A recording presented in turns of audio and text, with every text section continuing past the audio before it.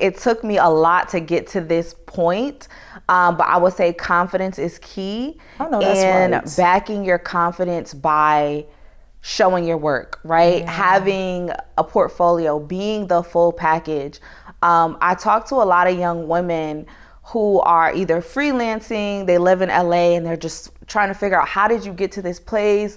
I've been trying to figure out my path. And one thing I always say is, present yourself as the full package. If you feel like you're not already the full package, fulfill those areas where you feel that you're lacking. Spotlights on, the moment's here. Voices of change, rising clear, leading with heart, fearless and bright, purpose and passion, light in the night. From the boardroom to the block, moving mountains, breaking locks with Taji, Charity, we rise. Real talk, real life, real highs. So step in the light while leaders grow. This is Leaders in the Spotlight. Welcome to the show. Welcome to another episode of Leaders in the Spotlight, where we share the highs, lows, and plot twists in leadership. I am Taji Charity, your host. Today's special guest is Miss Ashley Lania. Ashley is the visionary CEO of BossyByNature Design Studio, where she empowers feel-good women and lead brands to thrive through strategic design, digital marketing, and purpose-driven storytelling.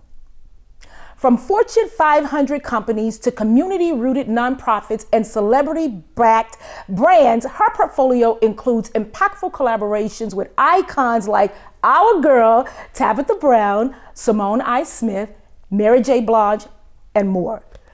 A proud advocate of women and diverse creators, Ashley is especially passionate about amplifying women-owned brands, helping names like Donna's Recipe, Born to Roam, and Simone I. Smith rise with confidence and clarity. BossyByNature's top services includes social media management, social media strategy, email marketing, creative design, graphic design, brand consultation, and more. This is the kind of girl we need as a friend, right? Whether she's designing, strategizing, or empowering the next generation of women entrepreneurs, Ashley leads with heart, hustle, and a mission to make every brand feel seen. That's what I'm talking about. Welcome to the show, Ashley. Thank you. Thank you for having me. Of course, I am super excited because, you know, being a brand, I'm gonna call it brand genius, because that's a special skill set to really brand and just really being in the forefront, putting businesses in the forefront. But I love that you focus on women-led businesses. Absolutely. How did this start? Where did you get a passion for branding, and why women? You know, it's really interesting. I've always been really creative from a young age. My dad was a graphic designer, and he would always have his programs up, and I always had questions. And even at like 14, 13 years old, I was designing things for fun. So I think that passion started very early on. As I continued to go throughout my adolescence, in high school, I was always in graphic design classes, art classes. And then ultimately in college, I took my first advertising and copyright layout class, and I was in love. I was like, I know this is what I want to do. I had no questions, so I continued to pursue that. Internships, I did get my degree in marketing and advertisement. And from there, I've done everything from work in the advertising agency life to corporate marketing, nonprofits, and ultimately now having started my own business was driven by my passion of really wanting to uplift women-owned brands. First of all, I absolutely love it, but I would love to know the name BossyByNature. Girl, talk about that. How in the world did you come up with such a catchy name? Because I love it. So what's interesting is I came up with that name when I was working at the advertising agency, which was my first job in this field. And I felt a need to want to share with other creatives in general, but specifically women, how to be a boss, how to grow in your career, how to grow in advertising and marketing. I found it to be a space where there was limited representation of people who look like me. I was one of the only African-American women working at every place I went in terms of advertising. We represent about 3% at that time. So Bossy by Nature was an outlet for me, starting out as a blog to share resources and content. But the name just came to me out of nowhere because I wanted to be organic to who I am. I feel by nature represents the fact that growing up, I was inspired by my parents who had their own talk show. So that's where having that ambition in my DNA comes from with the name of By Nature, but also having grown up really in hip hop culture, Naughty by Nature. So it's kind of a play on that as well, which was really interesting because we'll get into that later. But one of my first major clients was really engulfed in hip hop culture, which is Simone I. Smith, which is the wife of LL Cool J. So it all came like full circle where I have like this hip hop kind of inspired name, but also really wanting to tap into, let women know it's okay to be a boss and bossy, and it's not a negative thing. It just represents the ambition that we have and that we're direct and we're able to really just take control of our destiny. Absolutely. What advice would you give young girls who are interested in marketing? Because to be able to have a clientele like, Tabitha, or to have, Miss Smith as a client, like how are you able to navigate your business to be able to attract those level of clients? It took me a lot to get to this point. But I would say confidence is key. Oh, no, that's and right. backing your confidence by showing your work, right? Yeah. Having a portfolio, being the full package. I talk to a lot of young women who are either freelancing, they live in LA, and they're just trying to figure out, how did you get to this place? I've been trying to figure out my path. And one thing I always say is, present yourself as the full package. If you feel like you're not already the full package, fulfill those areas where you feel that you're lacking. I feel like one of my strengths when I was able to approach some of the clients I had, I felt confident about it because I had worked in corporate marketing, which was really important for the trajectory of my career and what I learned. But in addition to that, I've done everything from graphic design to video editing to recording to creative direction, social media management. So it was so many areas where I had so many skills that a lot of times when I came into a position or a team, unfortunately, other people were no longer needed because I was able to fulfill that. I got your job, and I got your job. And of course, that wasn't intentional, but that's why I encourage people to be the full package, because people are like, okay, this one individual who now I have a team to support me is able to do so many things. Those areas that we were looking to fulfill, we don't have to worry about that anymore. So that is one of the biggest things I give young entrepreneurs, young women interested in advertising is like, if you're a photographer, you need to know social media as well. If you're a graphic designer, you need to know that you need to be able to design in a way where these things can be designed for social media, for print, various platforms, every platform, because it will make you invaluable and it'll help to boost that confidence that I talked about. Yeah, that's good. I mean, you look relatively young. I'm not gonna make an assumption because you know the saying, we just don't crack, but I just want to know, from starting out in advertising agencies, advertisement is so different today with social media than it once was. Absolutely. When you started out on this journey, was social media a thing yet, or did you transition into social media as social media became more popular, as Facebook, came on the scene, or were you doing advertisement before social media was even a real thing? And I say Facebook, it really started, what was that first one? I feel like MySpace. MySpace, yes, MySpace. When I really jumped into social media, that was around 2018. That was my first advertising agency job. And at the time, Instagram was popular. It was emerging. We already had Facebook. We already went through our MySpace phase. Okay. And I didn't necessarily go into advertising saying I'm going to really tap into social media.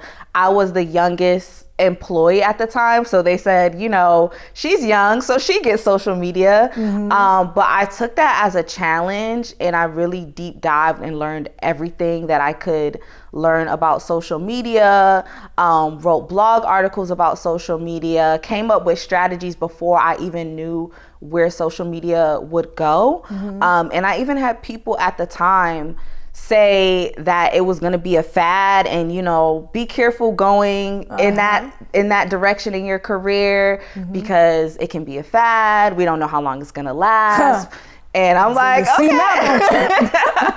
I'm glad that I was kind of, in a sense, thrown into that. But over time, I really gained a love for social media. It changes all the time, so you always have to be researching and a learner. I find myself to be like a life learner. So it was a perfect fit. And my initial passion and talent with graphic design, everything just came together so perfectly, because that's a huge part of advertising. And now social media is on another level. Absolutely. And my team, we manage more than 30 social media accounts. Oh my. All platforms: Facebook, Instagram, TikTok, which everybody is loving, YouTube, Pinterest, even Reddit. So a little bit of everything. If I must say, Reddit? Yes. Okay. All right.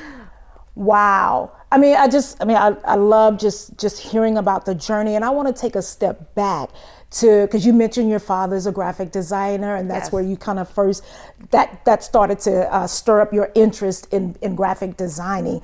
I want to talk a little bit about just your family dynamic, coming from a very supportive family. When did you step into your own and realize that you were your own leader in your own right? I would definitely say college helped me with that. Okay. I went to the University of Hartford, where I met some of my best friends, as well as joined Alpha Kappa Alpha sorority. And that was a huge push for me into stepping into my best professional self. But I actually initially started majoring in psychology. My family my mom and my sister heavily in the psychology field, and I love people. And I think that goes hand in hand with branding, is how people think. So it was my copyright and advertising layout class that really helped to push me to want to go in advertising. But I do remember there were times where I expressed my passion with graphic design or marketing. And I did have people say, comms majors, they don't make a lot of money, they don't go far. And I think that's when I had to really step into my own belief and faith in myself of I think this can work out for me. This can be something that can work out for me. And especially having a lot of friends who are of West Indian or African descent, a lot of times, our parents really want us to go into fields that are medical or law or guaranteed success. You're going to get a paycheck being a doctor, honey. Exactly. So I'm very grateful to have parents who were supportive of me going into kind of a creative field. Which at the time, you don't know the certainty of what that will be financially. And I feel like that played a huge role in the direction of where I wanted to go, is having supportive parents. So to answer your question, it definitely was huge for me. No, I understand. And even with, starting your own business and building a team around a business, where did you learn to create the type of company that you wanted to build? Did you just kind of figure it out along the way, or were there other businesses that you kind of looked up to and sort of, got some insight on building a team and an actual business? I want to hear about just those fundamental, foundational days of building. What's really interesting is I remember playing a game with my cousin and my sister, and it asked me a question of like, how do you see your future? And I said, by the time I'm in my early 30s, I want to have my own advertising agency. But at the time, I had no idea what that would look like, or even that I would get there. So after working in corporate marketing for 5 to 6 years and realizing I'm learning a lot, but I'm not fulfilling what I feel like is my purpose, I started to be a freelancer and a contractor in the advertising space. And when I got in that space, I didn't know when I would transition into a full business owner and have that transition from feeling like I'm working independently. It happened organically after about a couple years of managing multiple social media accounts. I was burnt out. I was like, I'm doing all of this by myself. I have to build a team. Organically, I started to meet people out, and I would tell them about what I did. They'd be so excited about hearing about my clients, and they'd want to work with me. I've had some experiences that weren't the greatest, but it taught me a lot about the type of person I do want to work with. And I met one of my first team members, Renisha. I gotta call her out. She's amazing. She started out as an intern, and she really reinvigorated my excitement of wanting to build a team because of how much of a hard worker she was. And it just happened really organically. From there, I was like, okay, I have my team of 2, me and her. We were just like getting things done. And after a while, the demand for my services grew beyond what I was capable to do alone or with just us 2. And it required me to really say, let me lean on my network, lean on my resources, and figure out how I can bring in people and tap into what they're excellent at to help to build my clients to the place that I want to be. And I'm still in that process of finding, even growing my team dynamic. But I will say one of the things I love is discovering what people's gifts are and putting them in a position that's going to allow them to feel creative and express themselves. But it's also because they're so great in that area, it reflects well on the work that we do for my clients. And you asked about what type of leadership style or what type of leader I wanted to be. And I've always wanted to be empathetic. I ask my team all the time, how do you feel about this? Are you doing okay with this? Is there anything you could be doing different that would make you more excited to get up and work? Because I think that's so important. Absolutely. To think about how people feel and how they're enjoying their work and that they're doing things that they're excited about. That's good. I mean, you even mentioned the word purpose. It's like when you tap into the purpose, some things that just sort of organically happen when you're operating in a lane that basically I say you were created to operate in, right? Things just start to line up for you. And it sounds like that's what you're doing, even in building your team, like connecting with the right people. But in leadership, there are highs and there are lows. What are some of the lessons you've learned along the way in terms of just some of the low points in leadership? I would say definitely learning what you can take on and learning when you have to have your boundaries. Ooh, of knowing your capacity, girl. Exactly. You gotta know. Look, I can drink a whole cup of water on learning capacity, but go ahead. And this is even more like deep dive on the business side of things. But when it comes down to like contracting and being able to decide what rates you're going to charge and all of those things, those were definitely challenges I had to overcome and learn over time. And being able to say, this is what I'm able to provide with what you're able to, compensate me. I think that was like a huge hurdle in the beginning, like knowing your worth, knowing your value, and also being fair. Cause that's something is like in this industry, a lot of, especially, in LA, you're working with celebrities. There's a lot of different ways you can approach things. I wanted to be a fair person where I know that at the end of the day, all the work that I was doing, I felt like I was receiving on my end an equal value, but also just being fair.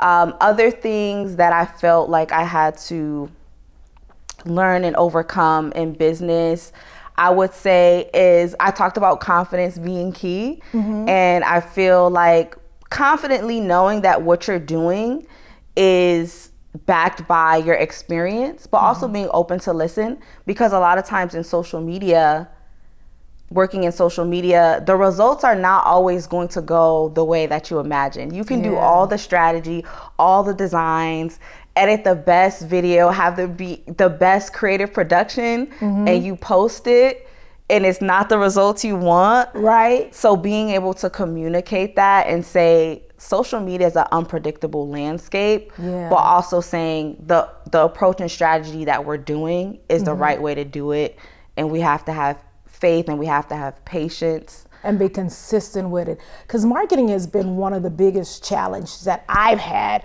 as a a nonprofit leader. How much do we share? How consistently do we share it? How much do you even engage? Because social media is about engaging with your audience. You can't just post and walk away, and we're notorious for posting and like, hope you enjoy it, but having that plan behind engaging with the content or the remarks and comments that people share on your page. So how much time do you all spend actually engaging? Yeah, so that's a huge part of our strategy, and it varies brand by brand. Some brands are really community focused, and they want us to be, engaging with their community. So specifically with Donna's recipe, everyone, the community is called cousins, because Tabitha's everybody's favorite auntie. Yes, so specifically with that client, it's very important to engage with our cousins community and just having that really personable approach. So that's a huge part of it. Another part of social media that I really love that I think a lot of people overlook is there's the creative part of social media, but there's also the tactical and measurable side of social media. I'm big on research, metrics, data. I think that's so important. And a lot of the roles I step into, people weren't used to getting monthly metrics reports or a breakdown of who your audience demographics are. And I think when you deep dive into that place of social media, that's when you really learn, this is what we can be doing differently. This is how we can grow. This is who we're talking to. So I think that's another part of social media that we specialize in and we're really passionate about, is analyzing the data and just always trying to find ways that we can improve. Yeah, and understanding the algorithms of social media, right? Because that's a huge part, because it seems like the rules changes a lot. What worked back 2 months ago may be differently. At least that's what I hear from my team. Like, people not engaging. We did a whole boots on the ground video as nonprofit leaders, just showing that we have our boots on the ground. And we got a lot of engagement because I think people saw me step outside of my comfort zone doing the dance. So people were like, oh my gosh, that's this. But we were hoping like it would inspire many other nonprofits to do their own video. I think we may have gotten 2 other nonprofits. And I was like, what happened? Why didn't we, this was gonna be the thing that just skyrocket and take off, and all nonprofits are gonna be holding up the banner saying, we got our boots on the ground, especially with the current landscape that we're in now, where so many nonprofits are, funding is being lost through federal, contracts and things like that, and federal, decisions that are being made. So I was like, this is gonna be the thing. I'm like, I just can't. Social media is so above my skill set. So I admire and appreciate people like you who have that niche for it and could educate others on how to navigate the land of social media and marketing in general. Because I would say nonprofits don't always have a budget for for social media and marketing. And some do, and those that do really can, thrive in their presence on social media. So back to your team. How many people do you currently have on your team? Right now I have 4 team members that work with me consistently, and I'm so grateful for them. Yeah. I do think if I get to a point in the future, which I do think my business will grow, I will continue to expand that. And for me, obviously, they're really helpful with accomplishing the goals that I have for myself and my clients. But I also want to give opportunities, because a lot of people really just, they want to fulfill their purpose, and they want to be creative, they want to design, they want to feel like they're contributing to amazing brands. So I think about that every day. It's purposeful, but it's also pressure. Like, what I'm doing is bigger than me, and I'm excited to grow in that space and attract more people who want to do marketing and learn. How do you decide which clients you're going to take on? You know what? It's been very organic. Okay. Initially, when I started, after I left corporate marketing, because that was a choice that I made, my first client that I initially approached was Simone I. Smith. And it just so happens, and maybe that's because it's a representation of me, that I work with a lot of faithful women. And I would say at this point, more than 75% of my clientele is Black women-owned brands. So that's important for me. Yeah.